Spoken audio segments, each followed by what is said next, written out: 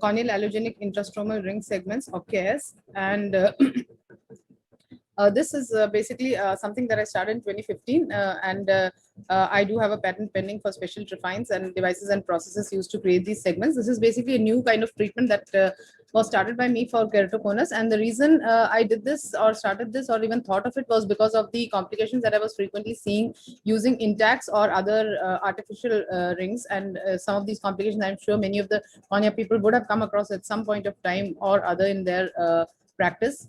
So you can see you can have MELS, necrosis, so on and so forth. This is basically the double-bladed refine that I designed for cutting these allogenic tissue rings, and you can see that this is allogenic tissue ring.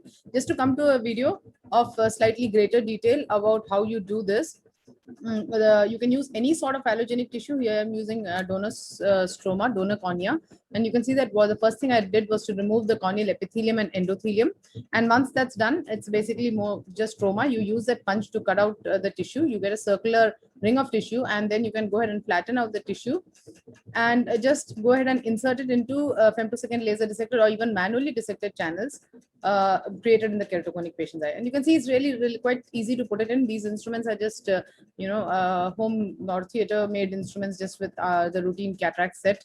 Cut off the excess of the care segment, and then if you're going to do a cross-linking, you can also proceed with the cross-linking at the same setting. So here are some post-operative pictures. As you can see that the CARES are seen very quiet, lying very quiet, and you can see different arcs lengths. Here you can see the 50% stromal depth that is being used by us. And also you can see here a 330 to 300 and almost 40 degree segment here.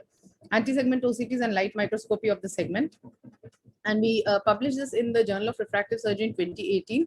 And we found that we had significant improvement in almost all parameters, right from uncorrected to best corrected, visual acuity, spherical equivalent, topographic astigmatism, and so on and so forth. The disadvantages of synthetic implants are a lot of them are done away with CARES. So for one, you cannot implant synthetic segments in very thin corneas, especially if they're less than 450 microns, or in very steep corneas, more than 58 diopters. You generally don't implant synthetic segments because of the risk of necrosis and melt. But you don't have that kind of a problem here in CARES, so you can really do it for very advanced cases. And as I'll show you a bit later, you can even do it to avoid DALC in many patients. And also you can also have any kind of arc length or thickness, so it's very customizable right with you in the OR, and you don't have to have a large inventory of synthetic segments that are kept. In addition to that, we already spoke about the complications of the synthetic segments which are avoidable with this.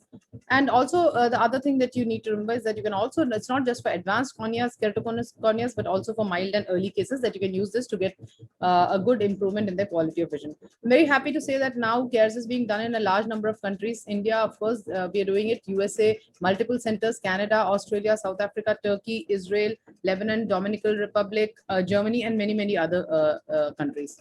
So you can do it for a large number of indications, keratoconus, other ectasias. It's been done for post-LASIK ectasia in the US and also for treatment of synthetic segment complications. Here are Scheimpflug images, and you can see that this is pre, the one that's shown in orange, and the post is seen in green. And you can see this synthetic, care segment that's placed mid-stromal, and also the decrease in steepening. An image that I've borrowed from Jack Parker, who's also doing a large number of these cases now, and you can see really the amount of flattening, very useful way to explain to the patient about what you're trying to achieve here. And also you can see the difference map in the same patient, giving you almost up to 25 diopters or 30 diopters of flattening also in very advanced cases.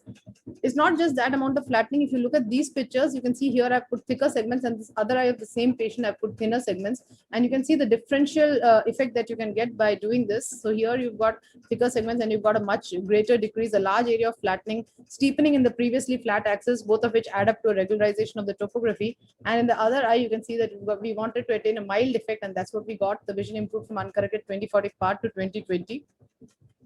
A lot of examples I'll just quickly run through. You can see in all of these, you've seen topographic improvement, different again lengths, arc lengths of CARES, 340 and even 360 all the way through. Asymmetric segments for decentered cones can be used, and that can be used for very effectively with very happy patients, because you can get rid of a lot of the coma. Again, asymmetric segment, you can see about 15 diopters of flattening in this patient. And here's again decentered cone, again a lot of flattening, and it's been converted into a regular astigmatism, which of course is much better treated with glasses. And you can see again, as I said, a decrease in coma right from in the 6 millimeter diameter zone, 3.438 to post-op 0.350. That's really significant. Cannot really see my time, so I'm not sure if my time is. Yeah. Yeah. Again, here also you can see the comas decrease from 3.407 to 0.177. So you really get very good effects vision wise and visual quality wise. This is a software that's been developed by a good friend, Sherry Awad, and we use this for analyzing our post-ops as well as for the topographic analysis. The segments are implanted at 50%, as I said previously. And the question that I'm always asked is, does it change with time? And people seem to expect it to change with time, but really we have not noticed any substantial change in segment thickness. And this has also been reported similarly by Mario Nobile with his experience in SLAC. And I think this probably is because of the intrastromal location as opposed to the DSEC lenticule, which is not intrastromal. And everywhere else where you use cornea, you put it not in an intrastromal location. So I think once it goes intrastromally, it doesn't change. I'm not sure about the reason, but we've not noticed a great change. Also, cross-linking maybe kind of freezes it in place, but whatever it is, even if it does change, remember that what we're trying to achieve here with surgery is not a mathematical calculation. So it's really not that crucial anyway. Again, lots of other examples.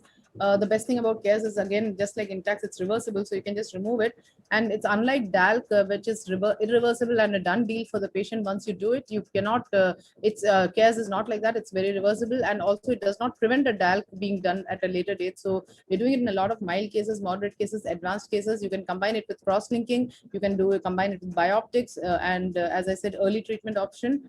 And again, these are cases where I've done it instead of a DALC, avoided DALC with happy patients and avoiding all the post-operative complications that can be associated with DALC. I'm not saying DALC is a bad surgery, it's a beautiful surgery, but really you need to think about the possible complications. So you can give CARES as a way in between and combine it with thin cornea cross-linking techniques. And so you can very often get away with that. So to conclude, we found it to be very effective, stable, simple technique, reversible, adjustable with very low levels of rejection for multiple reasons, which I've mentioned here, but possibly because of lack of time, I will stop here. Thank you so much. Thank you, Susan.